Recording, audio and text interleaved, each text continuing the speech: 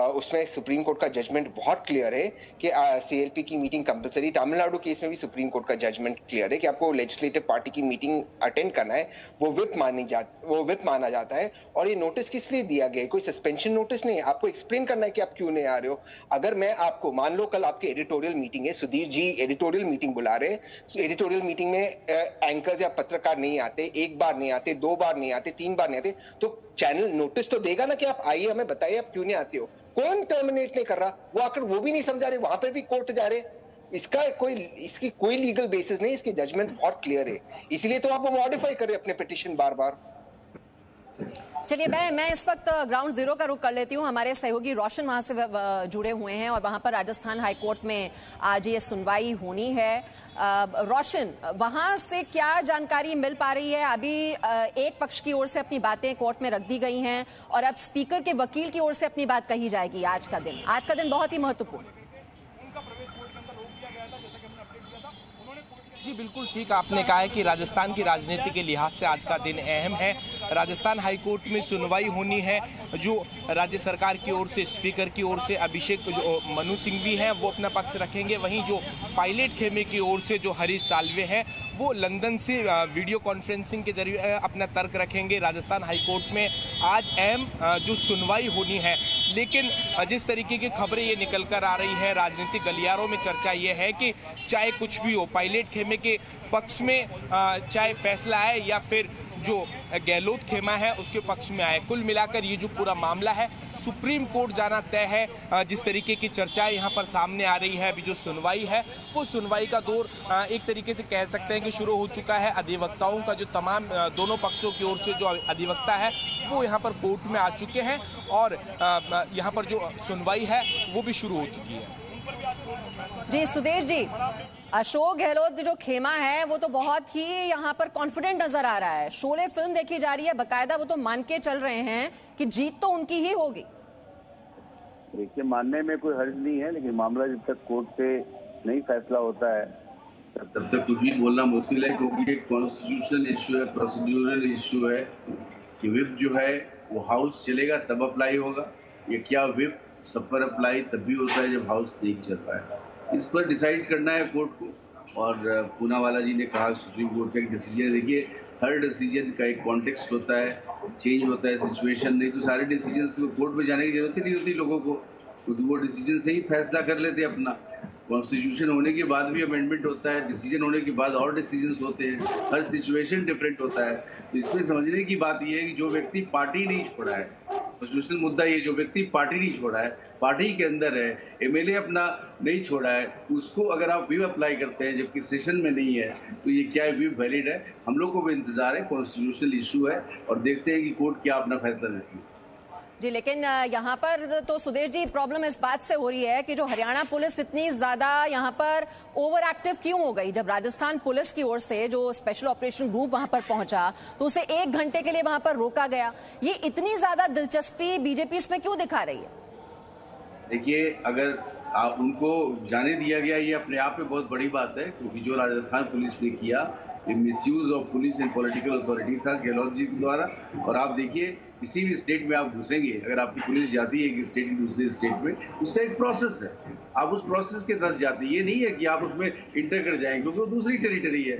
और इसी तरह फेडरल स्ट्रक्चर कंट्री का चलता है, अगर ऐसा ना हो तो सेंट्रल पुलिस की जरूरत ही नहीं होती।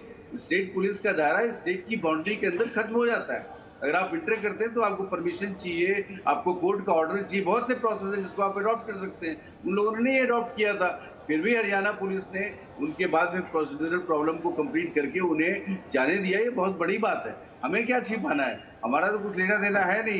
लेकिन ये तो नहीं हो सकता ना कि आप अपने बाउंड्री के, अपने दायरे को लांघ जाएं, क्योंकि आप सिर्फ राजनीति अपना सिद्ध करना चाहते हैं। इसमें कुछ था ही नहीं, सिर्फ राजनीति थी। आप बताइए, किसी को क्या वॉइस सैंपल देने के लिए आप फोर्स करेंगे जब तक आप टेप की ऑथेंटिसिटी पर इन्वेस्टिगेशन नहीं हुआ है? पहले टेप की ऑथेंटिसिटी तो इस्टेब्लिश होनी चाहिए, फॉरेंसिक जांच करानी चाहिए, देखनी चाहिए, क्योंकि टेप की ऑथेंटिसिटी में पूनावाला जी सुप्रीम कोर्ट को कोर्ट कर रहे हैं। मैं भी इनको बता दूं, कोर्ट ने बिल्कुल साफ साफ 3-4 मापदंड रखे हैं कि किस केस में टेप की ऑथेंटिसिटी को सही माना जाएगा। वो ऑथेंटिसिटी तो अभी एस्टेब्लिश ही नहीं हुआ, और अब वॉइस सैंपल के थ्रू आप उसको एस्टेब्लिश करना चाहते हैं, पूरा उल्टा गाड़ी को चलाना चाहते हैं, तो ऐसे तो नहीं होगा ना। अगर वो व्यक्ति चाहे कि वॉइस सैंपल न दे तो वो बोल सकता है नहीं देगा, ठीक है, फिर आप कोर्ट का ऑर्डर लेके आइएगा तब देगा। ठीक है सुधीर जी, मेरे साथ इस वक्त रवि त्रिपाठी भी हमारे सहयोगी जुड़ चुके हैं। रवि त्रिपाठी, अब गजेंद्र सिंह शेखावत का इस्तीफा मांग रही है कांग्रेस पार्टी, या सुधीर जी कह रहे हैं कम से कम टेप को पहले ऑथेंटिकेट तो कर दीजिए, ये ऑथेंटिक है टेप तभी तो कुछ होगा आगे, तो ये तो मनगढ़ंत आरोप लगाए जा रहे हैं। तो राजनीतिक खेल है, लेकिन इस मामले को लेकर कानून है, बकायदे संसद से कानून पारित हुआ है फोन टैपिंग को लेकर, और उसी आधार को बनाकर होम मिनिस्ट्री ने चिट्ठी लिखकर होम सेक्रेटरी जो है वहाँ के जो चीफ सेक्रेटरी उनसे जवाब मांगा है कि किस आधार पर ये फोन टैपिंग हुआ, क्योंकि फोन टैपिंग करने के तमाम नियम बनाए गए हैं। फोन टैपिंग आपने देखा होगा तमाम कांड ऐसे है, आपको यूपीए सरकार भी आया जिसमें अमर सिंह से किसकी क्या बात की थी, तमाम ऐसे मामले आए हैं। और सबसे बड़ा मामला रामकृष्ण हेगड़े के समय का आता है 1988 में, जो रामकृष्ण हेगड़े जिस पार्टी के मुख्यमंत्री कर्नाटक के और अपनी पार्टी के अध्यक्ष अजीत सिंह के खिलाफ जो फोन टैपिंग का मामला उनके खिलाफ आता है, और तमाम नेताओं के फोन टैपिंग कराते हैं, और उस मामले में मामला इससे तक जाता है कि उनको अपने पद से इस्तीफा देना पड़ता है मुख्यमंत्री को, क्योंकि इलीगल माना जा रहा है, बिना नियम का पालन किए हुए आप जिस तरह से किसी का फोन टैपिंग नहीं करा सकते हैं। तो अब बकायदे संसद से कानून पारित हुआ है, कुछ ही दिन पहले का कानून है। अशोक गहलोत भले ये कार्ड खेला हो, सुरेश जी जो कह रहे हो, अशोक गहलोत ने कार्ड खेला कि भाई उन्होंने फोन टैपिंग करके रखा, बीजेपी के नेता संपर्क कर रहे थे, लेकिन इस मामले में अशोक गहलोत फंस गए। अशोक गहलोत के लिए बड़ी मुसीबत है कि लीगली इस मामले में उनको बच पाना बहुत मुश्किल है। और तमाम पार्टी के लोग, मैं कल किसी तैयारी से बात कर रहा था, किसी तैयारी कह रहे हैं अब तो इस आधार पर उनको इस्तीफा देना पड़ेगा। उन्होंने इलीगली फोन टैपिंग कैसे कराई और क्या आधार बनाई, क्या उनके खिलाफ कोई केस था या नहीं, सब कानूनन ये बातें हैं। लेकिन प्रशासन की बात करें तो अशोक गहलोत इस मामले कामयाब रहे हैं, इन पायलट को उन्होंने अलग थलग किया है। और जो शेखावत साहब है, शेखावत साहब ने उनके बेटे को चुनाव हराया हुआ है, केंद्रीय मंत्री है, तो शेखावत साहब एक से उन्होंने 2 निशाना साधा है, तो 3 पायलट को भी निशाना साधा हुआ है, और जयंत शेखावत को भी बदनाम करने में प्रशासन मैंने कहा है। इसमें जो प्रशासन का मामला होता है, प्रोपेगेंडा का जो मामला होता है, उसमें तो गहलोत कहीं ना कहीं कामयाब है। तो तहसीन पूनावाला, एक पहली बात तो ये कि जो स्टैंडर्ड ऑपरेटिंग प्रोसीजर होता है किसी भी मामले में, आपको पहले इजाजत लेनी होती है। ये क्यों ये फोन टैपिंग कराई गई तभी हम माने कि ये टेप ऑथेंटिक है या नहीं, ये तो आपको बताना ही होगा। और दूसरी अहम बात ये कि अशोक गहलोत ये कैसी सरकार चला रहे थे, वो खुद कहते हैं कि उप मुख्यमंत्री से पिछले 1.5 साल उन्होंने बात नहीं की, ये कैसे चल रही थी सरकार? जी, तो 2 चीज संक्षेप में, एक तो रवि भाई ने कहा और सुधांशु जी ने कहा कि टैपिंग की प्रोसीजर होती है। मैंने उस दिन भी जी न्यूज पर कहा जब शाहनवाज भाई थे, दोबारा से कह रहा हूँ, जो पहली टेप निकल कर आई है जिसमें 2 बीजेपी के कार्यकर्ता अरेस्ट हुए हैं देशद्रोह के मामले में, सरकार घिराने के लिए 20 से 25 करोड़ रुपया प्रति एमएलए ऑफर कर रहे, वो गृह सचिव के परमिशन से की गई है। इसीलिए उस टेप की परमिशन ली गई थी, कोर्ट में उसके बारे में जिक्र किया गया था। सुदेश जी का दूसरे सवाल का जवाब देता हूं, कोर्ट के परमिशन से ही सर राजस्थान पुलिस हरियाणा पहुंची थी वॉइस सैंपल लेने के लिए। अगर हम वॉइस सैंपल लेंगे तभी तो केस साबित कर पाएंगे। अब जो तीसरी बात निकलती आ रही है, सुधांशु जी ने कहा, सर ने कहा कि जो कोर्ट में मामला, जो जजमेंट्स आए, जी विश्वनाथन का जजमेंट जो तमिलनाडु असेंबली का स्पीकर का है, वो आप पढ़ लीजिए सर। उसमें बहुत क्लियरली सुप्रीम कोर्ट ने 10 शेड्यूल स्पीकर के रोल और विप के बारे में कहा है, जिसमें जजमेंट में गया है कि अगर आप लेजिस्लेटिव पार्टी की मीटिंग को स्किप करते हैं और बिना रीजन दिए आप स्किप करते हैं और आने से आप इनकार करते हैं, तो आपकी सदस्यता जा सकती है। आपको मैं दूसरा उदाहरण दे दूं, मान लो कल मोदी जी ने एक मीटिंग बुलाई, नड्डा साहब ने एक मीटिंग बुलाई और आपके एमपीज नहीं आएंगे, बिल्कुल नहीं आएंगे और जवाब भी नहीं देंगे नड्डा जी को, क्या उन पर कार्रवाई होगी या नहीं होगी? सवाल सिर्फ इतना है, कार्रवाई होगी तो उसका नोटिस गया हुआ है। आई डोंट नो, एमएलए कुछ नहीं कह रहे। ठीक है सुदेश जी, जल्दी से जवाब, क्योंकि मुझे उसके बाद रवि त्रिपाठी के पास भी जाना है आखिरी कमेंट के लिए। जल्दी से सुदेश जी काउंटर कीजिए। तो यहाँ जीरत तो नहीं हो सकता इस बात पर, अगर इतना क्लीन होता तो कोर्ट में लोग नहीं जाते। मैंने जो बात की फोन टेपिंग की, वो डिफरेंट इशू वो ही है कि क्या आपको फोरेंसिक जांच करा के ये पता लगाना पड़ेगा 1 सेकंड का भी टेम्परिंग अगर उसमें हुआ है तो वो टेप एज एविडेंस एक्ट के तहत नहीं माना जाएगा। उसमें आवाज किसकी है एस्टैब्लिश करने के लिए बहुत जरूरी है। आवाज, मैं इसकी बात कर रहा था, 5-6 गाइडलाइन सुप्रीम कोर्ट ने तय की है कब जो है ऑडियो टेप को एक एविडेंस माना जाएगा, उसकी टेम्परिंग हुई है या नहीं हुई है, क्लियर आवाज है या नहीं हुई है, किसने किया है, कब, ये सारे मामले जब आएंगे तब होगा कि हाँ टेप ऑथेंटिक है, इसकी आवाज हो सकती है। उसके बाद आप जाएंगे वॉइस सैंपल लेने के लिए। उल्टा गाड़ी को नहीं चलाएंगे कि आप बिना ऑथेंटिक किए हुए टेप को आप जाके एविडेंस देने लगेंगे वॉइस सैंपल दो। कितने लोगों का वॉइस सैंपल लेंगे? आवाज तो कोई भी किसी की बना सकता है। कैसे आप बोल सकते हैं कि उसी व्यक्ति की आवाज है जो आप बोल रहे हैं? इसमें कोर्ट बहुत क्लियर है। जी तहसीन, बात घूम फिर के वही आ रही है कि ऑथेंटिसिटी ये कैसे प्रूव किया जाएगा? क्या आपने फॉरेंसिक जांच कराई उस टेप की? इसके बेसिस पर आप इन्वेस्टिगेशन कर रहे हैं? सुदेश जी, मैं फोरेंसिक जांच कैसे कराऊं अगर मैं वॉइस सैंपल नहीं लूं?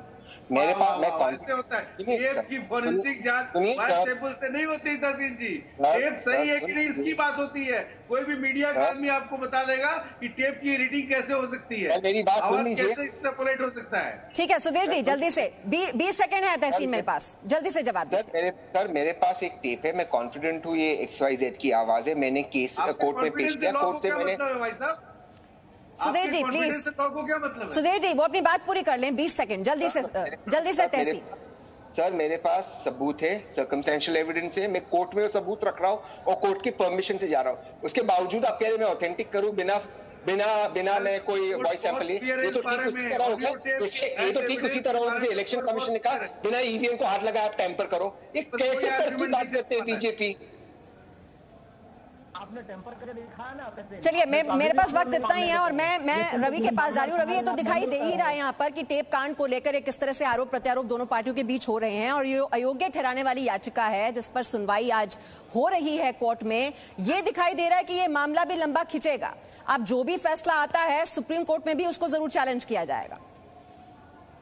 जी बिल्कुल, देखिए इस तरह के जो भी मामले हैं अभी तक, जो विधानसभा में सदस्यता का मामला हो या फिर फ्लोर टेस्ट का मामला हो, अब तक मामला सुप्रीम कोर्ट में ही जाके पेश हुआ है। चाहे अरुणाचल प्रदेश का देख लीजिए, चाहे उत्तराखंड का देख लीजिए, चाहे महाराष्ट्र का देख लीजिए, चाहे कर्नाटक का देख लीजिए, चाहे मध्य प्रदेश का देख लीजिए, फाइनली मामला सुप्रीम कोर्ट जा रहा है और सुप्रीम कोर्ट अब आदेश देता है कि फ्लोर टेस्ट के जरिए ही सारा कुछ होगा। वकील पायलट पहले दिन से मांग कर रहे हैं कि भाई इस मामले में फ्लोर टेस्ट होना चाहिए। अगर बहुमत है अशोक गहलोत के पास तो फ्लोर टेस्ट के डर क्यों है? फ्लोर टेस्ट कराए और हो सकता है कि इसी हफ्ते साथ फ्लोर टेस्ट की बात भी आए। तमाम सारी बातें और सुप्रीम कोर्ट तक ये मैटर जाएगा, क्योंकि आपको बताऊं कि संवैधानिक पीठ मामला गया इस तरह मामला उत्तराखंड में। देखिए उत्तराखंड में फ्लोर टेस्ट करने के लिए हरीश रावत के खिलाफ सारा मामला था। उस समय बीजेपी सारे कोशिश कर रही थी, लेकिन कोर्ट ने 2 घंटे के लिए राष्ट्रपति शासन हटाकर 2 घंटे का परमिशन दिया कि 2 घंटे के अंदर आपको हम साबित कीजिए। हरीश रावत ने बहुमत साबित किया और उनकी सरकार बच गई।